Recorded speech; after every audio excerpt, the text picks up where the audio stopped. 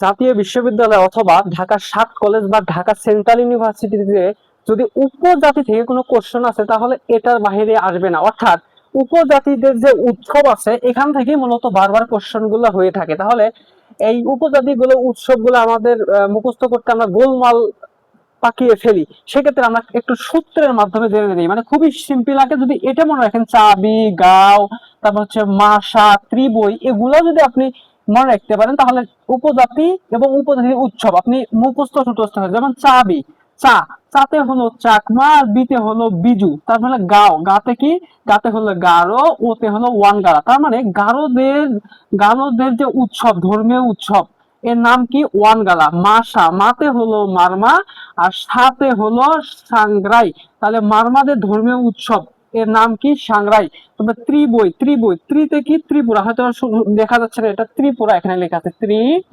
ত্রিপুরা এখানে লেখা আছে কি ত্রিপুরা। তাহলে ত্রিপুরাদের ধর্মীয় উৎসবের নাম কি, এর ধর্মীয় উৎসবের নাম হচ্ছে বৈশব। তাহলে মাসা, সরি শাসা, সাথে হলো সাঁওতাল, আর সাথে হলো সোহাই, সাথে হলো সাঁওতাল, সাথে হলো সোহাই।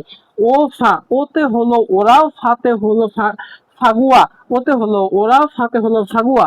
রাখা জল, রাতে হলো রাখাইন, নাতে জলতে হলো জলকেলি। তার মানে রাখাইনদের যে উৎসব আছে, ধর্মীয় উৎসব, এটার নাম হলো জলকেলি। আপনি যদি এভাবে মুখস্থ করেন তাহলে আশা করি জাস্ট দেখবেন আর চোখে ভেসে উঠবে যে এটার পরে এটা ধর্মীয় উৎসবের নাম কি, এই উপজাতির ধর্মীয় উৎসবের নাম কি।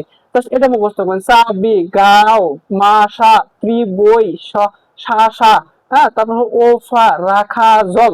আর হ্যাঁ, যদি ভিডিওটা ফেসবুক থেকে দেখে থাকেন তাহলে অবশ্যই একটু ফলো দিবেন, আর যদি ইউটিউব থেকে দেখে থাকেন অবশ্যই সাবস্ক্রাইব করবেন।